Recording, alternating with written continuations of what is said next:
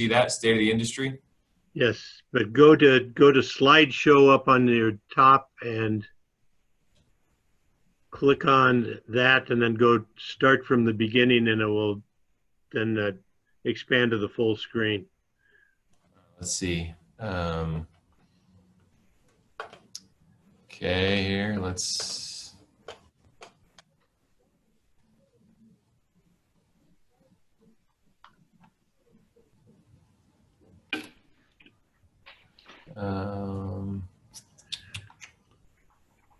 I could help you if you'd like. Yeah, I mean, yeah. I see the slideshow. Okay, there you go. Let's just do that. I don't know. We'll see. we'll get this eventually here. Oh, up there. Got it. Okay, you can take control back now. Okay. Okay, if that looks good to everybody, I think it's good on my end. We're still seeing. Yeah, sometimes with Zoom you have to unshare and then share it back. I mean, it sometimes gets finicky for Okay, let me stop. So I'll stop share, and then start from the beginning. How's that?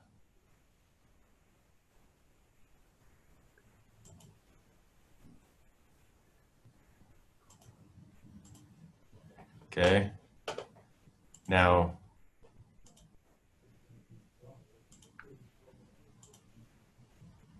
There we go. Does that work? That's it. Okay. The finicky buttons we've learned about Zoom over the last couple of 6 months. So.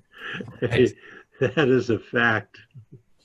Well, you know, some of those things might come up in the topics we'll be discussing today. So let me just give a brief introduction of where we're going to go. I think you saw some of the bios of those who will be joining us. I've got Jeff Handy, Brian Babcock, Justin Scott, and Cody Wilson, who are each partners in our firm. So I'm an associate here. I'll be driving the bus and letting the experts answer the questions that I ask. So usually it's the other way around, but okay. First thing I guess I'll say is when we started this to envision this panel discussion, this was before COVID. So we were going to talk about the same topic, or at least the same subject for the title of the discussion, but now the landscape has shifted, as we all know. And so we're going to be really discussing a lot of things related to COVID and the questions that we'll be talking about and how those things have impacted the economy, specifically the construction industry and the legal aspects of the construction industry, among other things. So that's kind of the first thing. But the other thing I wanted to say too is, you know, we want this to be an open discussion, primarily, of course, among the panelists. I'll ask questions and then we'll get some thoughts amongst everyone. But if there's questions or even comments from the participants on this, we encourage those as well. It's a little more difficult. Typically, when we're all in the same room, there's a little more open discussion with these kinds of panels. As best we can try to replicate that, I think that's what we're hoping to accomplish, because I know that our panelists have a lot of wisdom, but there's also a lot of wisdom that is in the room here, so to speak, that I think would be beneficial for us to tap into. So please chime in either verbally or with, you know, text comments or questions, and we'll try to address those. So let me just lead into this. As I said, COVID has changed the landscape, and so I'm going to just ask this question and pose it to the panel and get some thoughts here. What are we seeing just generally across the board of how COVID has impacted the construction industry? Josh, I'll jump in and start answering this question. I was driving into my office this morning, and I saw a funny sign that I think sums up this year. It was a sign for a vision center that was trying to advertise for vision surgeries or something, LASIK type surgeries, and it said 2020 sucks, but 2020 vision doesn't have to. And I think the first part of that 2020 sucks sums up this year. We've had quite a unique year that's only become more unique this past week with a once in a generation windstorm with hurricane level winds. And I think we've all,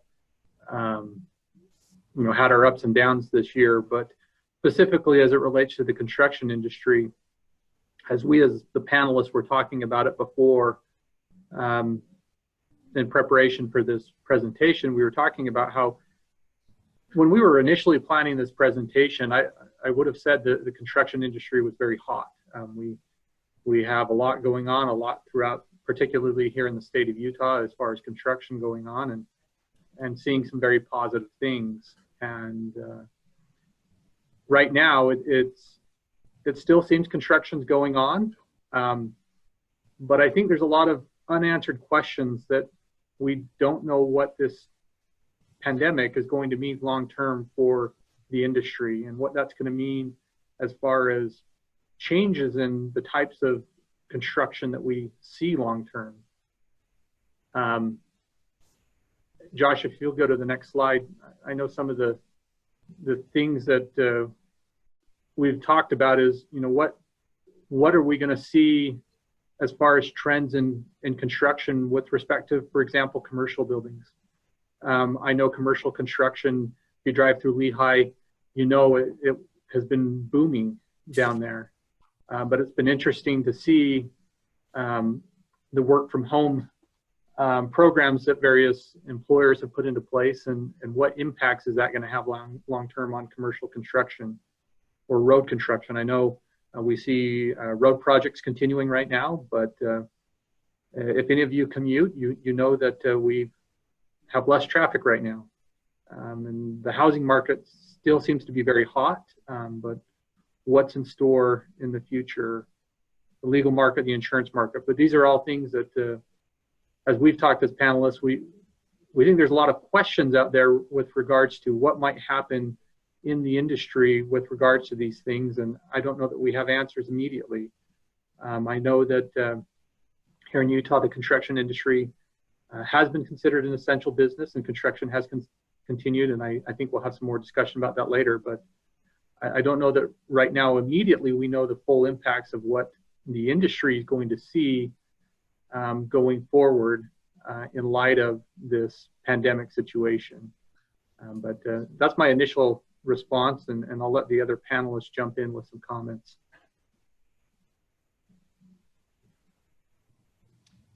Yeah, I'll go. Am I off mute? Yeah, we can hear you, Justin. Okay, good. Yeah, I just have a thought on commercial building. And like Jeff said, I think there's a lot of uncertainty going forward, but what potentially could happen is we may see a lull in commercial building as it relates to office space. We're seeing a lot of companies that now see that working from home can work. And I think the experience with them has been that employees can get their work done, even if it's from home. And I think initially there's probably some hesitation from employers prior to COVID from having workers work from home just because of productivity concerns. But I think now that they see that a lot of people can be productive while working at home, either full-time or on a part-time basis, perhaps we might see less commercial building. Perhaps we might see industry moving out of commercial building space and working more from home. We may see more office sharing arrangements or rental of office space going forward.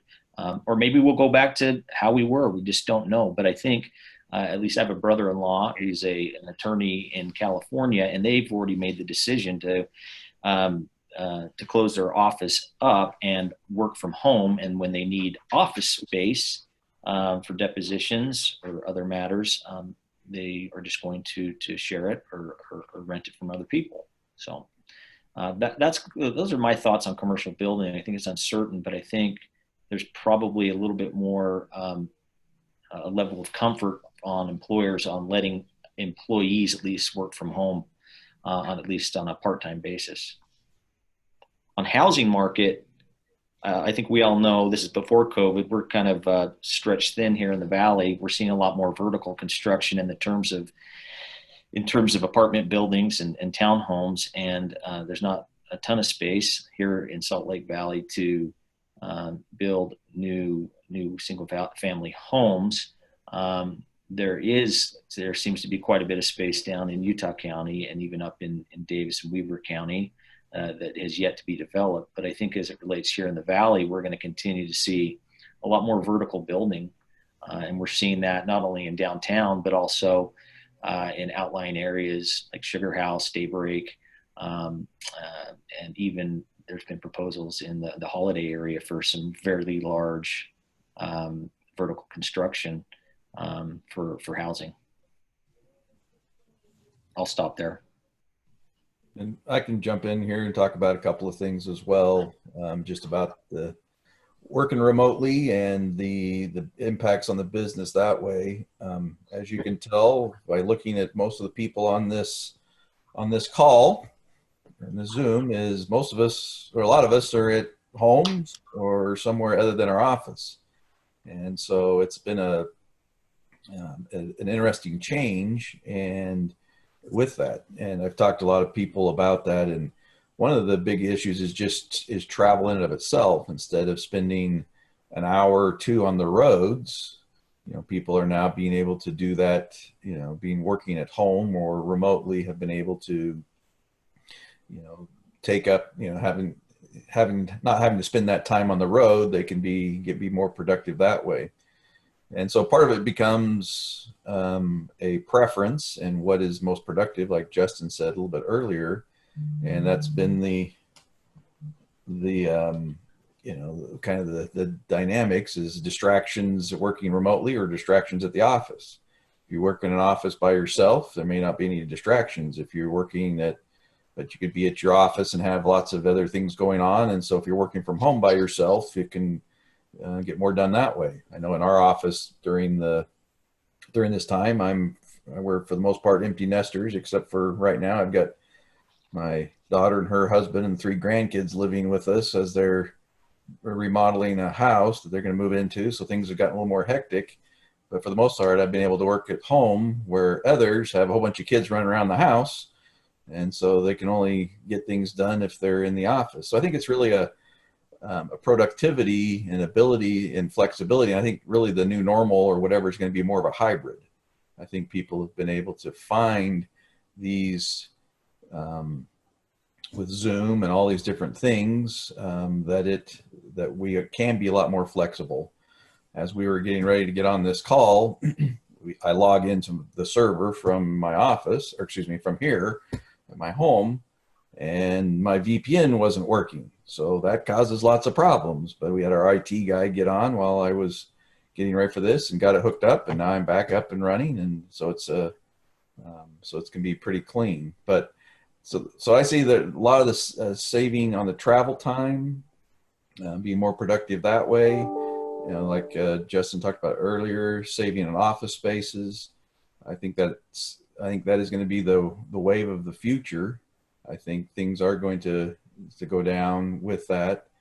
The one downside, but I think it has been helpful a little bit with Zoom, is the social interaction. So if everybody's working remotely, that social contact is important.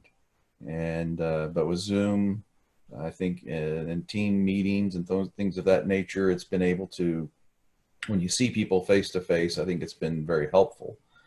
And with that, we've even where we've had simple phone calls before with clients, I've been using Zoom or team meetings much more so, where you can share the screen, look at a document, and be much more efficient in that. So I think it's this COVID-19 has forced us into looking at different alternatives, which I think in the long run is a good thing. It's been frustrating. It's been a big learning curve, but I think in the long run, it's going to be a good thing. And I'll switch over or chime in later about I've kind of got the topic of dealing with the the legal aspect of things, and I'll deal with that a little bit later, but we'll kind of stay with the construction part at this point. So let me ask a follow-up question then. I could guess perhaps what we're hearing, but why don't we, if you could, one of you or more chime in on what are you hearing from clients, construction clients, contractors or what have you, about how the current outlook is, the current situation with projects, and then the upcoming outlook with projects. I think with Utah's economy, we've luckily been a little bit spared from some of the more significant impacts economically across the country. But are we hearing positive trend in construction projects given COVID? Is it going to slow down? Is it where is it at? What are you hearing? So I'll chime just back in real quick on that. I've heard nervousness. I mean, they've got contracts on the books that were all on before COVID hit, but I think owners, are getting a little nervous. They got these new high rises going in downtown with office buildings, and I've heard the people in the leasing industry are nervous because of people are going to start working more from home. My son lives in New York, and rent is through the roof in New York, but actually rent is coming down because people are now being able to work remotely, and so they're moving out of the city. And so I think there's lots of impacts that way. Well, but nervousness is what I meant. Go ahead, Cody. There's been several news articles too about companies being willing to pay significant penalties to get out of their leasing agreements.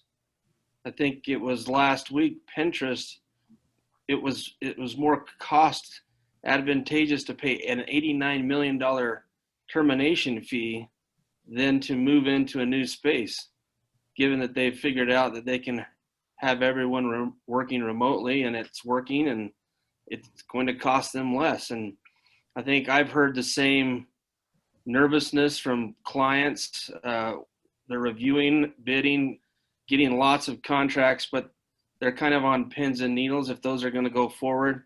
I think there's some real uncertainty too about how this plays out next year. If there are deficits in tax revenue from state and local entities due to the pandemic, does that affect capital improvements and other projects that may not go forward next year?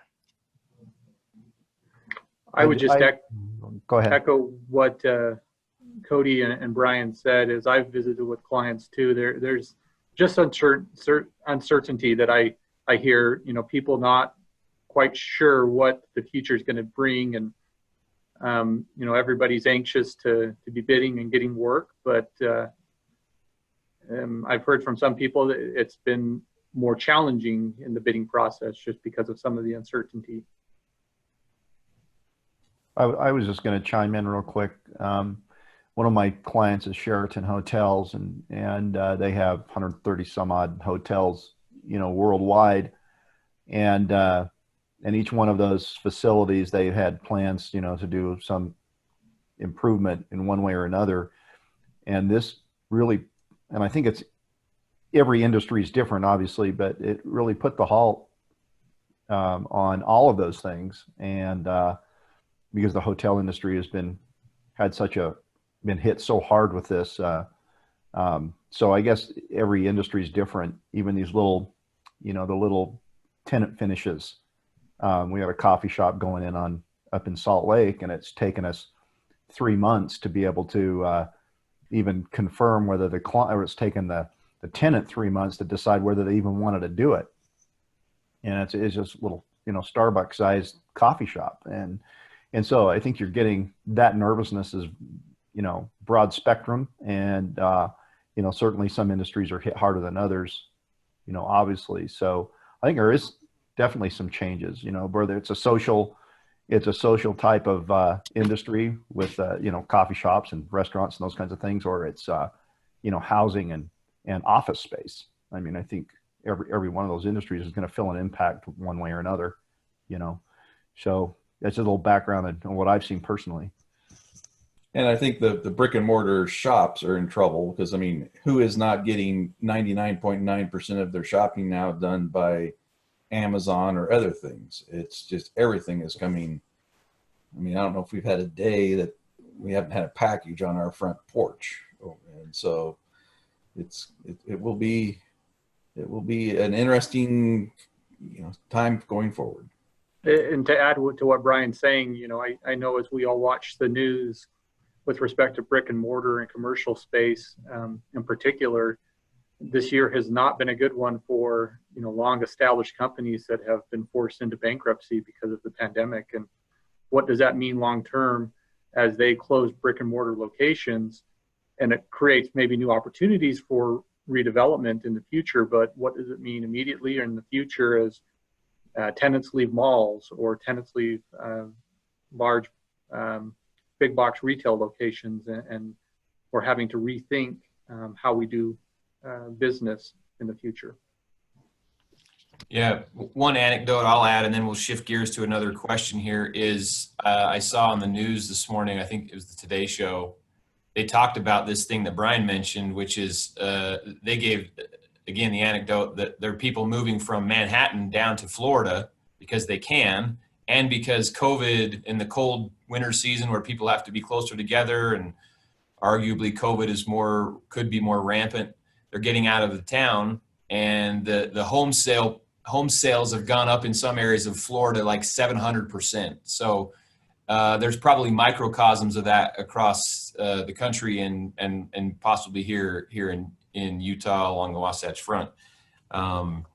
So let's somewhat stay on this, COVID impacts here, but let me shift to another question, and that is dealing with the payroll protection program that arose. I think it was with the CARES Act a few months ago.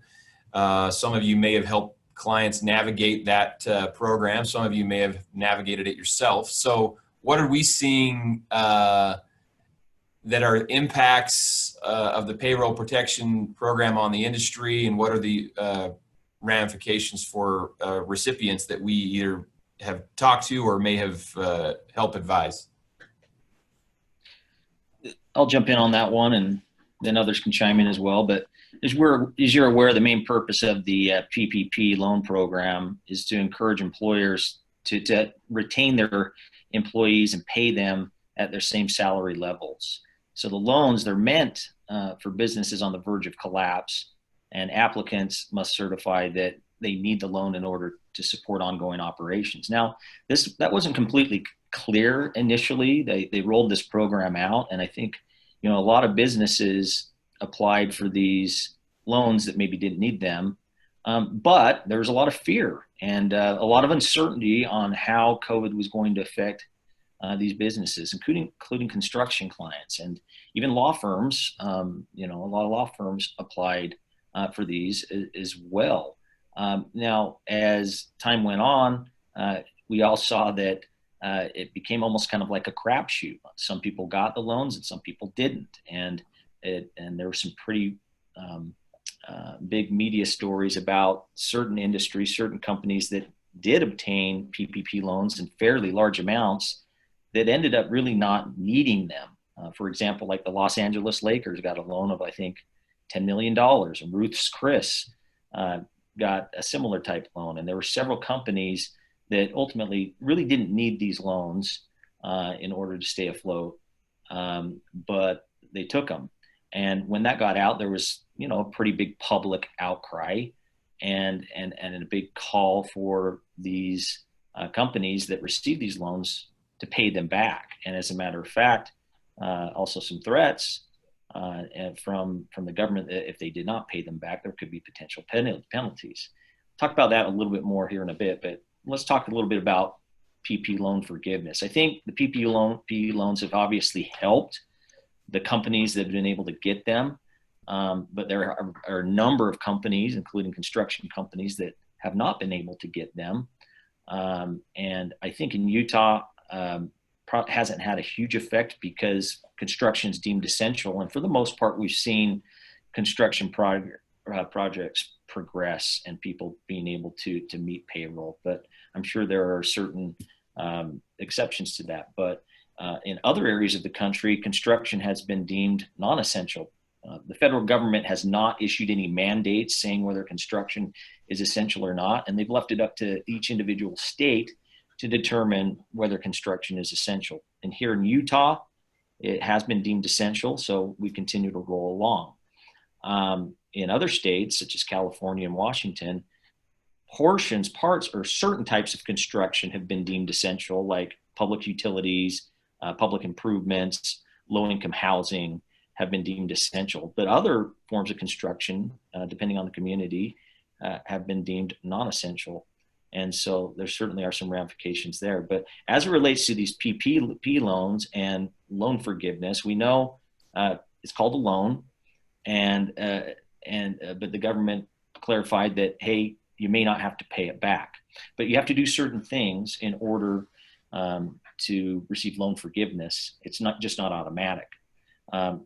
So what do you have to show in order to receive forgiveness from loans? And this may apply to some people on this call. Maybe you got loans for your businesses and have used them. So if you have clients who obtain these loans, you want to make sure that they're used for the right purposes so you can get loan forgiveness. Number one, you have to use at least 60% of the PPP funds towards payroll. And if it's less than that, you may have to pay that loan back. You can use the rest of that for a variety of things. Mortgage interest, if the mortgage was signed prior to February 15th, 2020, and that's obviously right around the time that things started to get shut down because of COVID. You could also use it for rent if the lease was signed prior to February 15th, 2020.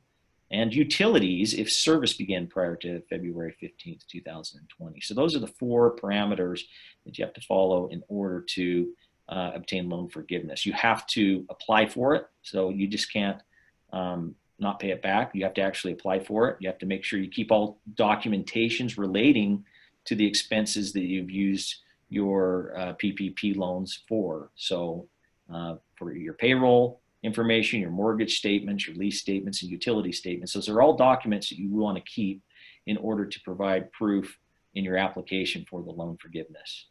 As it relates to companies that may have had employees come and go during the COVID pandemic, if the average number of employees decreases during the time that you got the PPP loan, then the forgivable amount will decrease proportionally. There are a couple of exceptions. If employees voluntarily resign, they leave on their own accord, it does not impact the forgivable amount. So if somebody chooses to leave, you don't fire them because you can't pay them or whatever, that's not going to affect your ability to get loan forgiveness. If an employee is terminated for cause, that also does not impact the forgivable amount for a PPP loan. So those are the two exceptions if you have a change in employees. Otherwise, during the pandemic, what they're looking for is you keeping an equal number of employees that you had prior to the PPP loan being issued or prior to the pandemic, and they want you to be able to demonstrate that you've actually kept those people on and are paying them the same amount that you were prior. If you don't apply for loan forgiveness, the interest rate on these loans is 1%, so really low.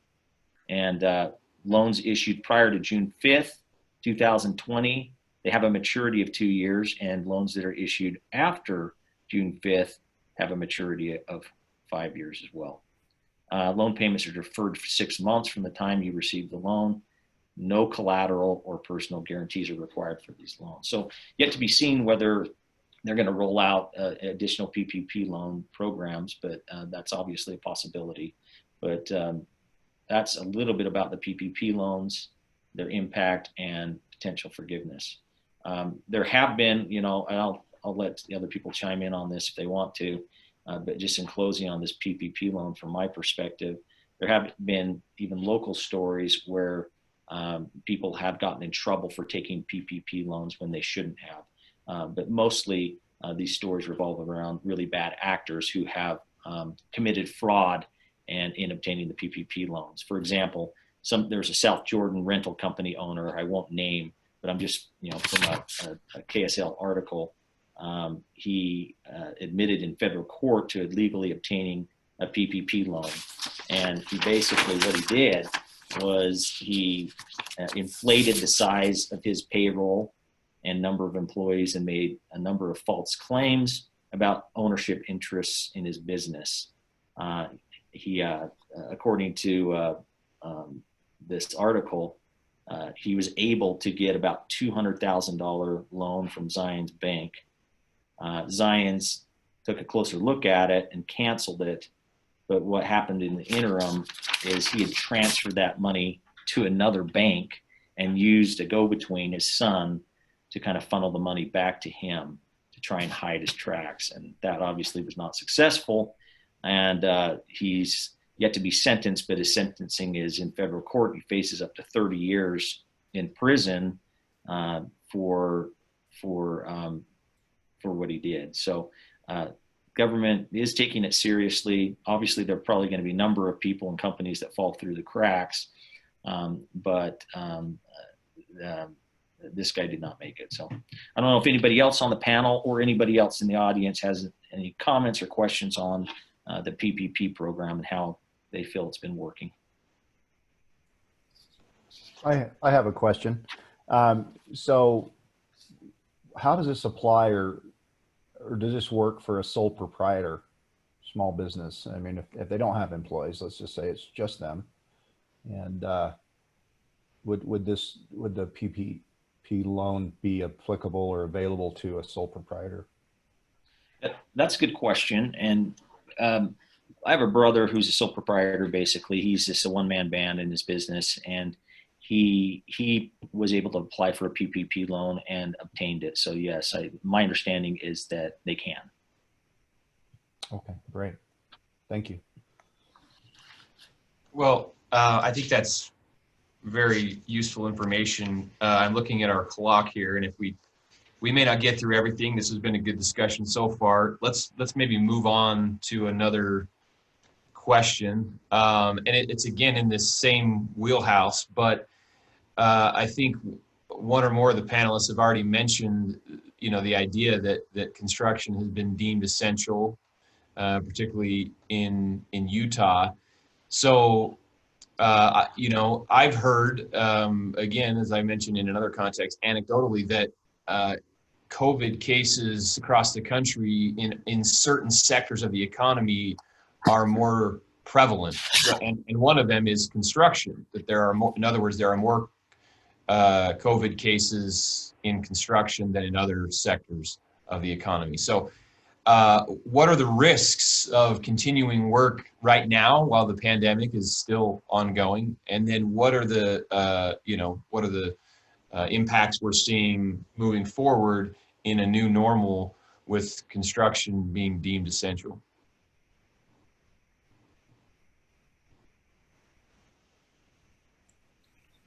I'm not sure. I can jump in on that a little bit. And some of the concerns are to businesses where, construction has been deemed essential, and so they need people out there, but then the employers are nervous to say, well, gee, I've exposed now all of my employees because they're getting sick, and now am I going to be liable for putting my clients, or excuse me, my employees at risk by working? And I know that there's been some legislation, proposed legislation to protect owners and employers from that. But as we all know, our wonderful government back in Washington is so cooperative on trying to get things done there that there's very little that happens. And so, can you have your employees sign a document that says, hey, you waive any and all claims against me for doing that? Would that be enforceable? I have strong, I think that could be challenged, and where that all plays out or not, who knows? But like we just put up here on the screen, should be avenues put together and options by the employer to help with the employees. And I think the long and short of it becomes, educate your employees the best you can and follow the guidelines that have been established by the government. So, because it always, you know, as we know in the legal world, was the employer negligent in the way that they treated their employees, and if the employer is following the guidelines that have been outlined by the government, I think they have a much better argument to say, you know, we're following the experts, we're following what the government's saying, and if we're doing that, then that really is not negligence. Obviously, there can be arguments made upside down, sideways, and backwards, as we all know, but that's what I've been counseling my clients for the most part is, when in doubt, follow the minimums of that the government has set out. Good advice. Any other comments? I would just add, I had a similar question for my client, a client the other day about having employees sign some type of waiver. And, you know, as I've looked into it, it's every which way, but there is some real concern about the enforceability of such agreements, and, you know, whether they would or they wouldn't be remains to be seen. But a lot of the research I was doing on it was, there's some real questions, which then comes back to Brian's comment about just ensuring that your employees are you as an employer, and you are putting in place procedures for your employees to follow the local governmental guidelines, whether that's social distancing, face masks, hand washing, etc. And Jeff, you were saying that potentially having an employee sign a waiver. Is that what you're saying?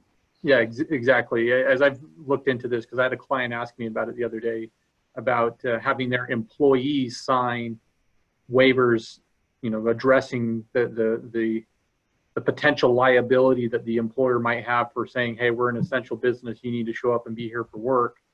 They get sick, and then they're concerned that the employer is concerned that the employee is going to turn around and say, well, you've put me in a position where I was exposed. And as I was researching this, you know, it's all over the map, but the general consensus that I was seeing was there's some real doubt whether those types of waivers would be enforceable.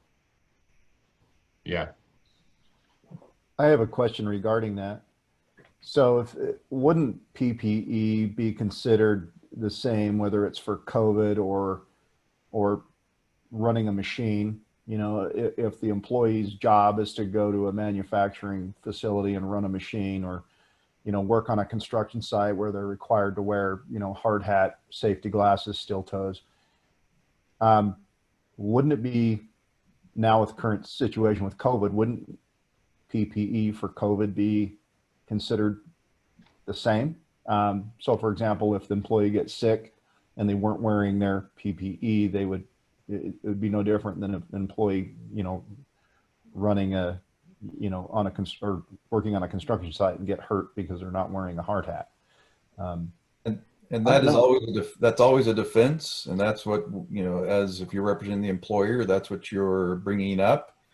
But you know, there's always, well, you saw me not wearing the mask, and you should have told me I should have put the mask on. You know, so it becomes a, you know, a difficult situation. And then with COVID specifically, because it is so new, that, you know, does the PPE, that stuff that you're providing, is that sufficient for COVID? Does that really, you know, prevent it? And again, that's why we've kind of fall back to say, yeah, follow those procedures, follow what the government's saying, because that's, you know, I think your best defense, whether it's a ironclad, I would probably say nothing is. That's why we as attorneys are always employed and will always, you know, have jobs out there. So thank you for the answer.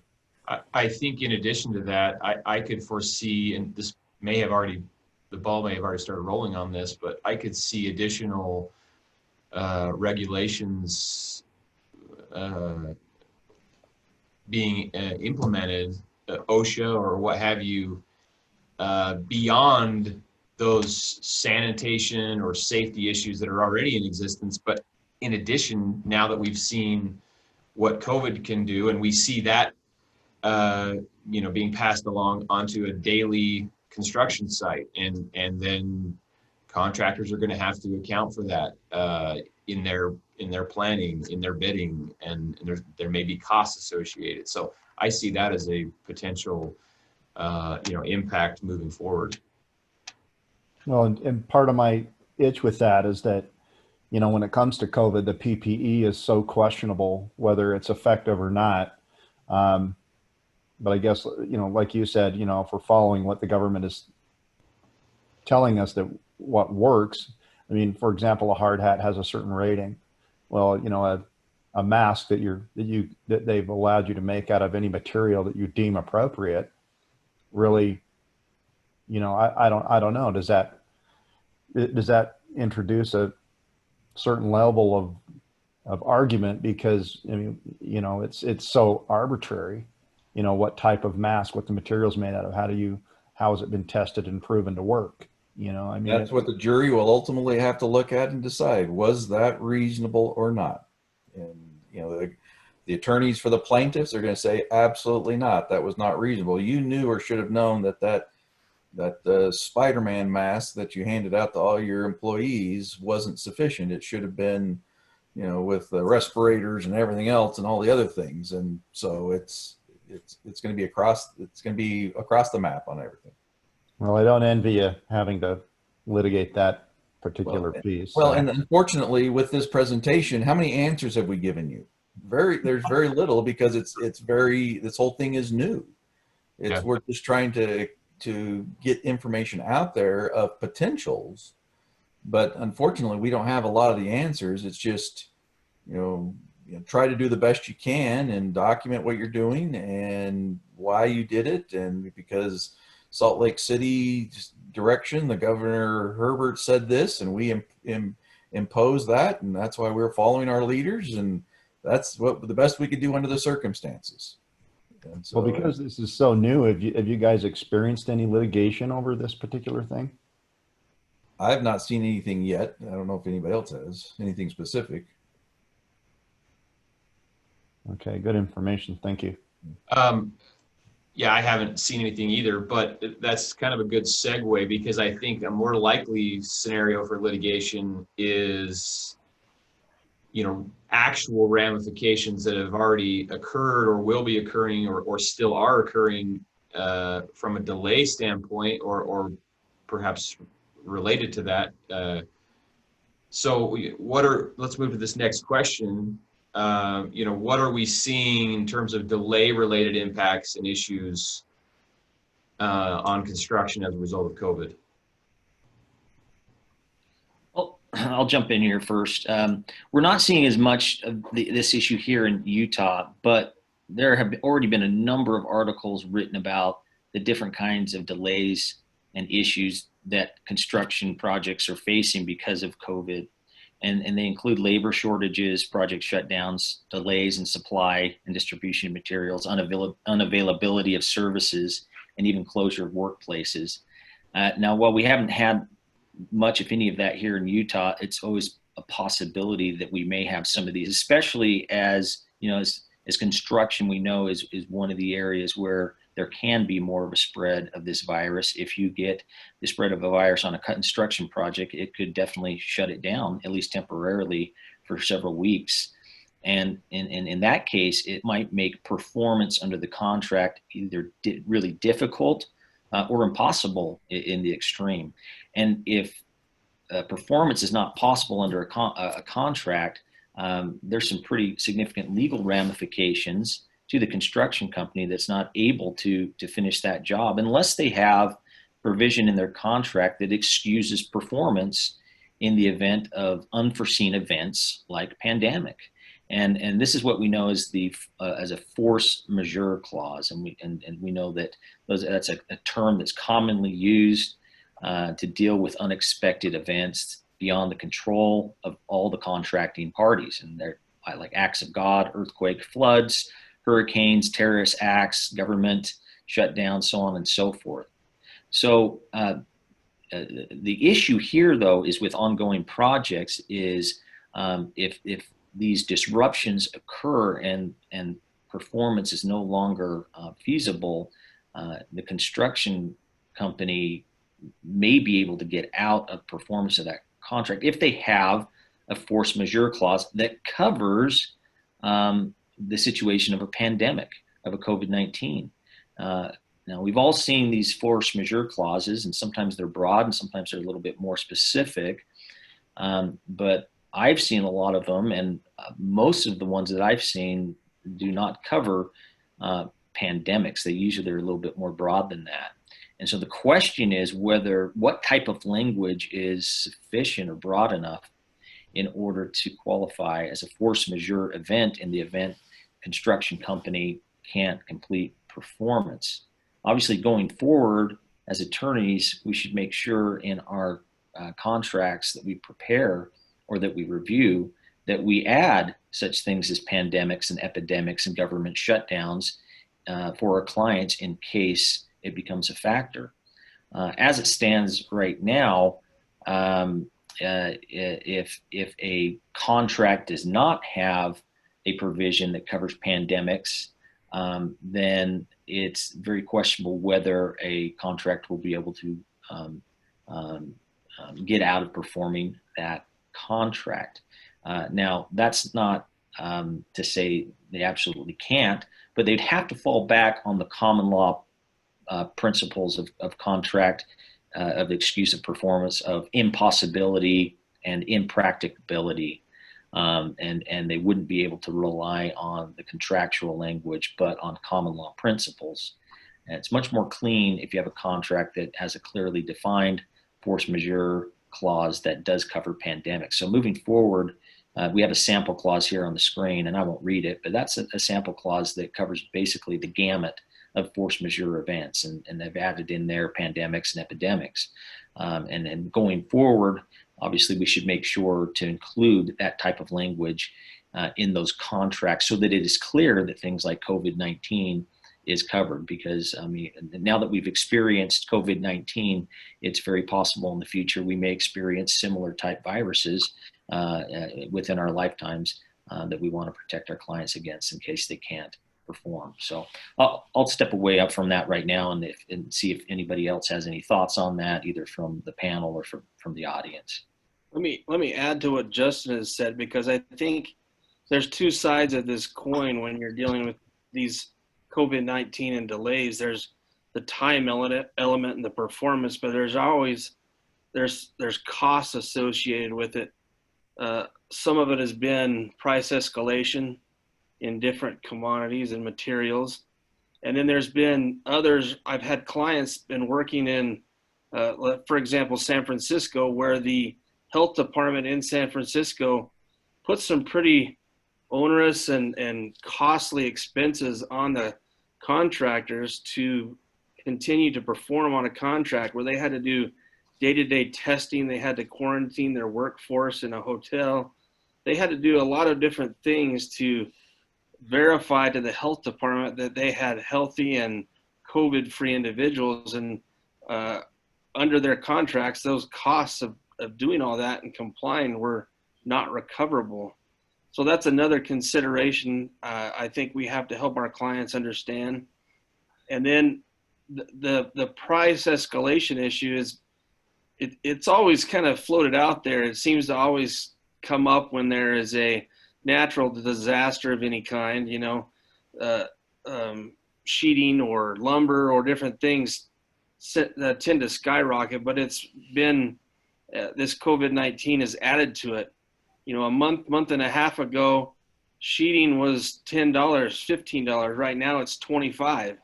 So things are really in flux. And I think not only this performance clause under the force majeure is important, but probably looking at a price escalation clause would be wise for any fixed price contract that our clients are involved in. Cody, this is Kent. Do you see any an increase in price escalation claims?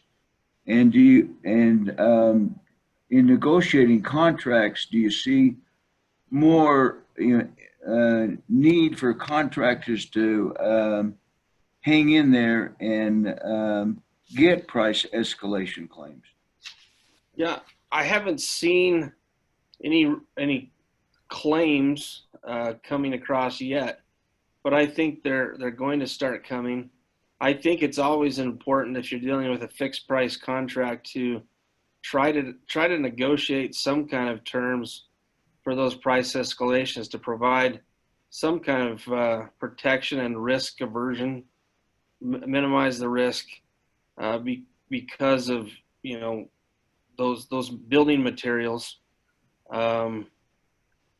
It's like everything though in construction. It's what are you willing to risk for the reward of getting to do this project, right? So I think it's a business decision, obviously, for the contractors, but I think at the very least it's something we have to bring up in our contract review and help them understand the risk of having that clause or not having that clause, and how they can mitigate some of that risk with the clause being in there, and when they should fight for that clause maybe and when they shouldn't.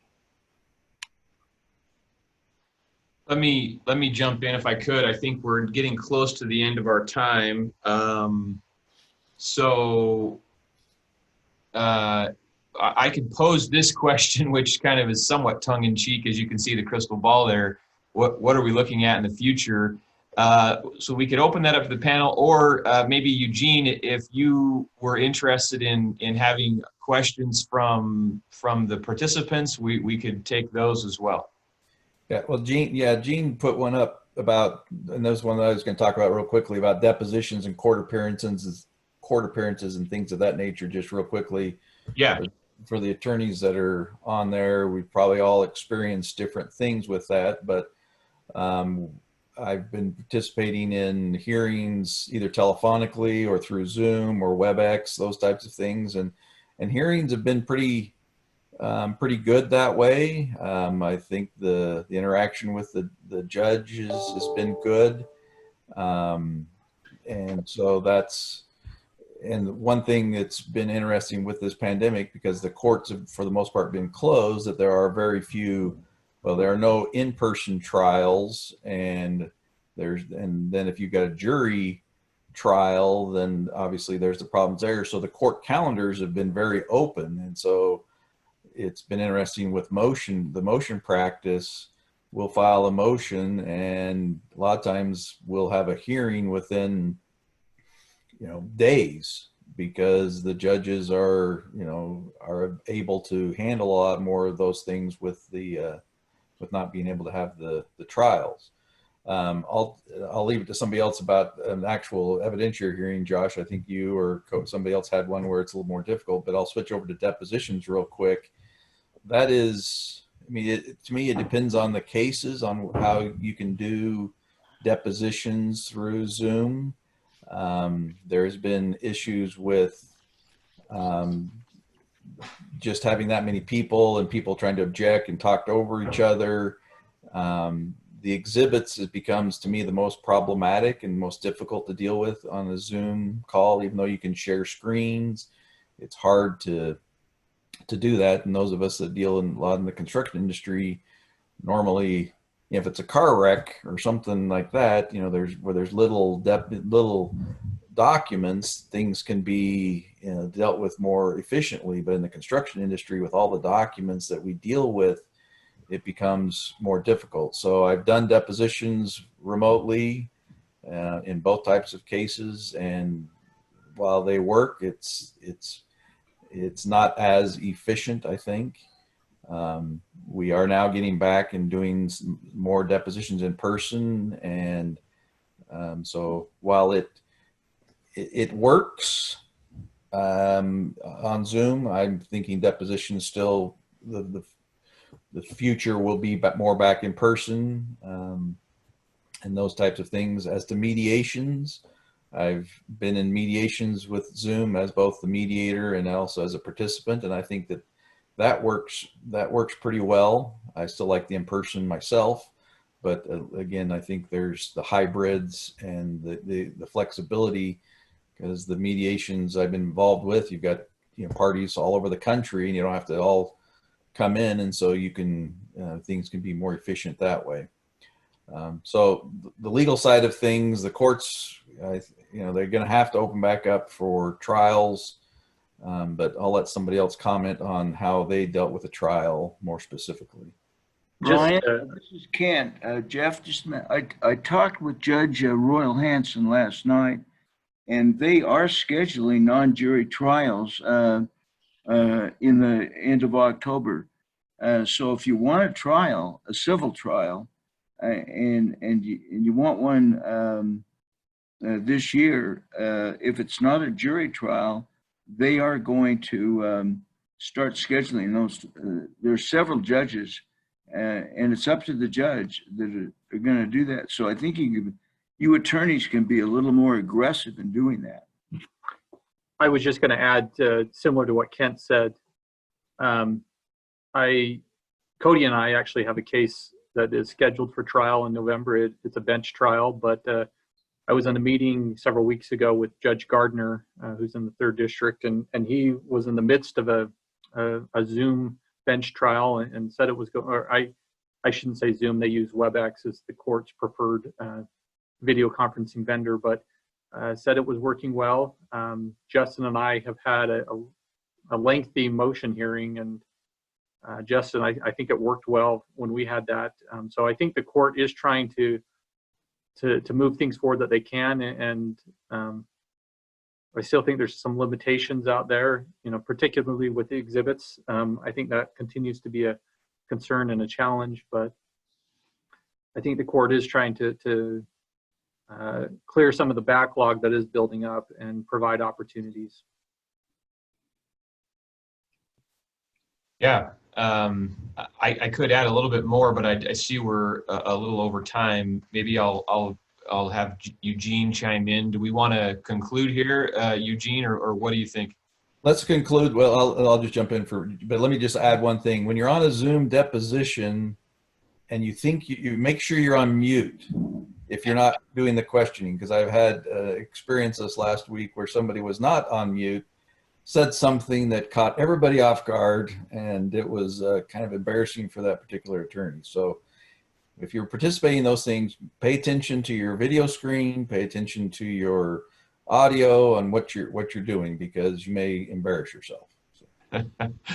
That is sage advice to conclude us on.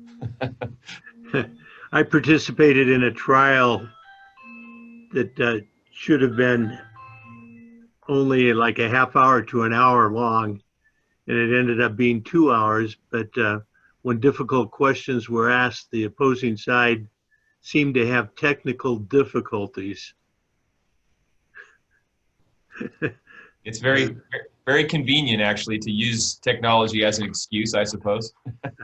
And the judge went along with it, but it was interesting. Well, we thank you very much for your presentation. It was very timely and very well done. This meeting has been recorded and will be viewed. And again, let me reiterate the fact that all of the presentations for our conference today have been approved by the State Bar. And so it's based on a self-study type of program.